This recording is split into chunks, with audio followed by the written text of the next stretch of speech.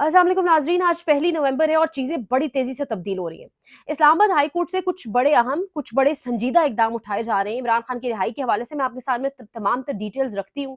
मतलब बाकायदा तौर पे अब लग रहा है कि कुछ होने जा रहा है या वाक़ईतन कुछ होने वाला है। लेकिन इससे भी बढ़कर इम्पोर्टेंट चीज़ ये है कि 26वीं आईनी तरमीम उसके ऊपर एक अदालत बोली है। और वो अदालत ने जो एक इशारा दिया है, उससे बज़ाहिर लग ये रहा है कि किसी बड़ी अदालत से या किसी छोटी अदालत से 26वीं आईनी तरमीम के बारे कोई बड़ी खबर आ सकती है। ये कुछ अहम तरीन चीज़ें आपके सामने रखेंगे, लेकिन मरियम नवाज़ शरीफ पिक्चर एक वायरल है और आप सबकी भी नज़रों से कल गुज़री होगी। लाल ट्रैक्टर, मैंने इसके ऊपर वैसे बात लिटरली करनी नहीं थी, इतनी इंपॉर्टेंट चीज़ ये थी नहीं। मतलब लाल रंग का सूट, लाल ट्रैक्टर के ऊपर वो सुपर सीडर तकरीब एक हो रही है, जहाँ पे किसानों में ये 30 से 35 गालिबन ट्रैक्टर बाँटे जाएँगे। वो अलग बात है, किसान इनके दौरे हुकूमत में रोता है, चीखता है बेचारा, लेकिन ये काम कर रही हैं। बहरहाल बात इस पे इसलिए कर रही हूँ मैं कि मरियम नवाज़ शरीफ के किसी ने वो पिक्चर लगा के उसके ऊपर लिखा, कैप्शन दिया, "ओ लगदी पंजाब की"। तो मरियम नवाज़ शरीफ उसको कह रही हैं, ऊपर लिख रही हैं कैप्शन में तसी और लिख रही हैं, "ओ लगदी पंजाब दिया"। यानी ये एक गाना है दरअसल, और इस गाने की वीडियो में अगर आप जाएँ तो यानी एक नाच गाना चल रहा है और पूरा गाने वाला माहौल है। लेकिन आपकी वज़ीर आला, एक सूबे की वज़ीर आला, सबसे बड़ा सूबा पाकिस्तान का जिसको इतने संगीन मसाइल दरपेश हैं, उसकी वज़ीर आला जो है वो इस तरीके की तस्वीर पोस्ट करके ऊपर वाक़ईतन गाने पोस्ट कर रही है। यानी ब बॉलीवुड के गाने बाकायदा तौर पे लिखे जा रहे हैं, वो गाने जिनकी वीडियोज़ में बाकायदा नाच गाना चल रहा है और इसको इम्मैच्योरिटी ना कहा जाए। मतलब मुझे समझ नहीं आती इनके असिस्टेंट्स कौन हैं, इनको कौन लोग आखिर गाइड करते हैं और वो उस पे फ़ख्र महसूस कर रही हैं। यानी उसके ऊपर जो उन्होंने तस्वीर पे गाने का टाइटल लिख दिया, मैं तो गाने के अगले वाले कलमात भी नहीं दोहराऊँगी, उस गाने में आता क्या है, क्या नहीं आता, जिसने सुना होगा उसको पता होगा। लेकिन मुझे हैरत बहुत हुई इस बात के ऊपर कि इम्मैच्योरिटी की हद है। इम्मैच्योरिटी की हद है कि मेरे ख्याल से इनको लाने वाले भी कल रात सर पकड़ के बैठे होंगे कि यानी इससे बुरा प्रोजेक्ट शायद हम पाकिस्तान में नहीं ला सके होंगे। अब ये हम सब के गुनाह है कोई, क्योंकि लोगों ने वोट तो इनको दिया नहीं। अगर आप जिस-जिससे पूछें, वो भी यही कहेगा जी हमने वोट दिया नहीं। अगर आप ग्राउंड के ऊपर उस रात अगर इलेक्शंस आपने देखे खुद अपनी आँखों से, वो भी आपको कहेगा कि जी वोट तो हमने इनको दिया नहीं। आपको अपनी आँखों देखा हाल समझ आएगा। सो कोई गुनाह है। गुनाह है कोई जिसकी सज़ा जो है वो हम सबको बतौर कौम मिल रही है। अब वो गुनाह क्या है, अपने-अपने तई एक कलेक्टिव कोलैबोरेशन के तहत हम सबको सोचना चाहिए। हम सबको माफ़ी माँगनी चाहिए, क्योंकि ये तस्वीर देखने के बाद, तस्वीर की हद तक चलें ठीक था, ये ऑप्टिक्स तो हम मरियम नवाज़ के देख-देख के अब आदी हो चुके हैं। कभी मुझे लगता है पीली टैक्सी के में जाएँगी तो पीला सूट पहन लेंगी, डॉक्टरों के पास जाती हैं, डॉक्टर लिबास पहन लेती हैं, ट्रेन में बैठेगी तो खुदा जाने कुली ना बन जाए। मतलब वो अपने स्टाइल में उनकी अल्लाह जाने ये वो किस क्या मतलब उनको ऐसे लगता है कि अवाम शायद इससे इम्प्रेस हो जाएगी। लेकिन ये दौर तब्दील हो चुका है, यानी पढ़े-लिखे होना बड़ा ज़रूरी है इस दौर के अंदर मुझे लगता है, और डिसेंसी होना बड़ी ज़रूरी है। उसके ऊपर नहले पे दहला के वो बाकायदा तौर पे कैप्शंस गानों के डाल रही हैं। और वो गानों के कैप्शंस जिनकी अगर वीडियोज़ अगर जाकर उठाकर देखी जाए तो उसके अंदर नाच गाना है, तो क्या प्रमोट करना चाह रही हैं? फिर सुबाइयत का एक फैक्टर कि लगदी पंजाब दी है, यानी बड़ा अजीब, बड़ा इम्मैच्योर किस्म के ऑप्टिक्स मुस्लिम लीग नवाज़, और समझाने वाला भी कोई नहीं। अब समझाए कौन? इनके बड़ों ने किस किस्म की सियासत की है, वो भी हम सब अच्छे से जानते हैं। सीरियस टॉपिक की तरफ आते हैं जी। तोशाखाना केस के हवाले से सबसे पहले मैं आप लोगों को क्लियर कर दूं, इमरान खान के इस वक्त 3 केसेस थे। साइफर केस खत्म, तोशाखाना 1 था वो खत्म हो चुका है, इद्दत केसेस लगे हुए थे बुशरा बीबी के हवाले से, इमरान खान के हवाले से, वो खत्म हो चुके हैं। इमरान खान इस वक्त अगर कह दें किसी भी केस के ऊपर, तो वो तोशाखाना 2 केस है। तोशाखाना 2 केस के हवाले से रिहाई की दरखास्त इमरान खान की जानिब से डाली गई थी और गुल हसन औरंगजेब साहब की अदालत में दरखास्त गई, उस दरखास्त को एतराजात लगाकर वापस मोड़ दिया गया। आज वो जो एतराजात लगे थे उस दरखास्त के ऊपर, उसके ऊपर समात है। अब आप अंदाजा लगाएं, अगर वो एतराज़ात दूर हो जाते हैं, तोशाखाना 2 केस की जो दरखास्त डाली है रिहाई की इमरान खान ने, वो अगर एतराज़ात दूर हो जाते हैं और फिर समात अगर मुकर्रर हो जाती है, जो दरखास्त है समात के लिए, क्योंकि मैं आपको बताऊं इसी केस के अंदर बुशरा बीबी गिरफ्तार थी, तोशाखाना 2 के अंदर ही खाना 2 केस में मिली। अब कानून ये कहता है और लॉ का असूल ये है कि अगर एक शख्स को किसी केस के अंदर जमानत हुई है तो अगले के ऊपर भी वही चीज लागू होती है। अब आपको समझ आई कि ये ख्वाजा आसिफ किस तरीके से बार बार कह रहे थे कि जी कोई डील हो रही है, और ये जो परेशानी हुकूमत की एक मुसलसल आपको दिखाई दे रही है, एक बौखलाहट का शिकार है हुकूमत, उसकी सबसे बड़ी वजह ये है। अब आगे चलें, सिर्फ ये तोशाखाना 2 वाला मामला नहीं है। कल एक और बड़ा मामला हुआ है, और मामला ये हुआ कि सरदार एजाज इसाक खान की अदालत से, यानी इस्लामाबाद हाई कोर्ट से, ये एक और बड़ी खबर, अदालत के अंदर बाकायदा तौर पे इमरान खान की जो सियासी गुफ्तगू है, जो समात के अंदर जो जेल समात होती है, उसके बाद वो सियासी गुफ्तगू करते थे, उसके ऊपर पाबंदी लगाई गई थी, और पाबंदी जेल रूल्स की शिक 265 के ऊपर लगाई गई थी।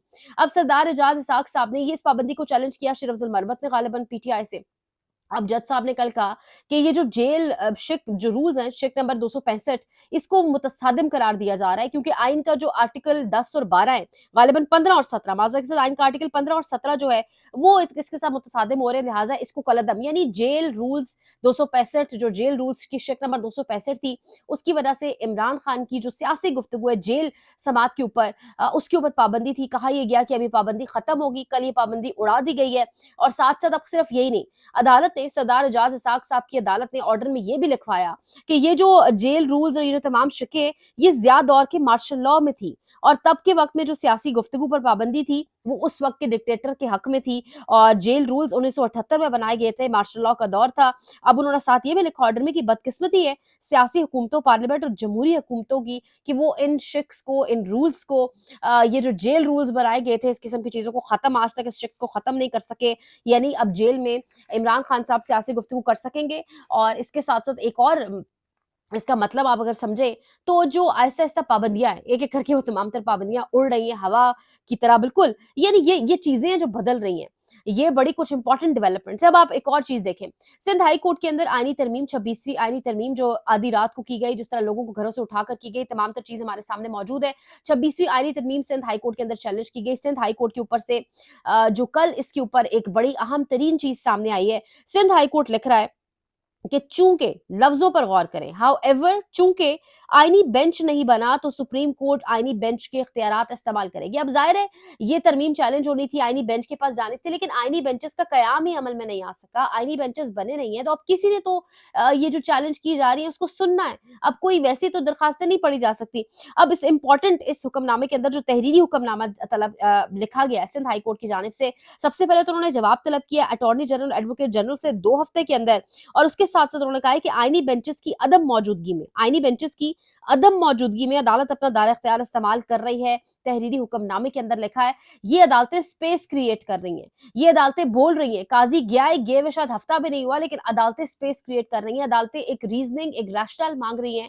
26वीं आईनी तरमीम के ऊपर बात हो रही है और अदालतें लिख रही हैं कि क्योंकि आईनी बेंचेस मौजूद नहीं है, तो उनकी अदम मौजूदगी में अदालत अपना दायरा इख्तियार इस्तेमाल कर रही है। ये बड़ी अहम तरीन चीज़ है। और इससे पहले भी मैं आपको बताऊं, अदालतें ये बात मतलब इससे पहले भी बाकायदा कानून मौजूद है और अदालतें बात क्लियर कर चुकी हुई हैं कि अगर कोई भी तरमीम ऐसी आएगी जिसके ऊपर बुनियादी इंसानी हकूक या ये तमाम तर चीजों को ठेस पहुंचेगी, डैमेज होंगी, इफेक्ट होंगी, तो अदालतें फिर स्टैंड लेंगी, अदालतें फिर खड़ी होंगी। तो ये पैगाम है 27वीं आईनी तरमीम, बुनियादी इंसानी हकूक, आर्टिकल 8 के साथ छेड़छाड़ी करने वाले को सोचने पे भी, और ये पैगाम है 26वीं आईनी तरमीम पे जो छलांगे मार रहे थे, जो रावी चैन ही चैन लिख रहा था, अब ये चैन खत्म होता तबाह होता दिखाई दे रहा है, क्योंकि 26वीं आईनी तरमीम के ऊपर कल बहुत अहम तरीन चीजें आई हैं सामने। अब जुडिशल कमीशन के हवाले से भी मैं जाते जाते आपके सामने कुछ बड़ी आसान और सादा डिटेल्स रखूं। जुडिशल कमीशन के अंदर 4 आपके पास जजेस होते हैं, जिसमें 3 सीनियर मोस्ट है, याया अफरीदी, मंसूर अली शाह, मुनीब अख्तर, चौथे अमीनुद्दीन खान साहब होंगे। एक जुडिशल कमीशन के अंदर जो है वो आपके पास हेड ऑफ कॉन्स्टिट्यूशन बेंच होता है, यानी आईनी बेंच का सरबरा, जो कि अभी तक नहीं है। पूरी कोशिश करेगी हुकूमत की वो अपने किसी जज को उसके ऊपर लगा सके, यानी वो उस जज को जो जिसका फैसला मखसूस नशस्तों के हक में नहीं था। अब उसमें लॉ मिनिस्टर है, वो भी पीएमएलएन से, उसमें अटॉर्नी जनरल है, वो भी नून लीग से है, उसमें बार काउंसिल नॉमिनी है, वो पीपल्स पार्टी से गालिबन फारूक एश नाइक होंगे। इसके साथ उसमें सेनेटर इरफान सिद्दीकी साहब हैं, उनका ताल्लुक भी नून लीग से है।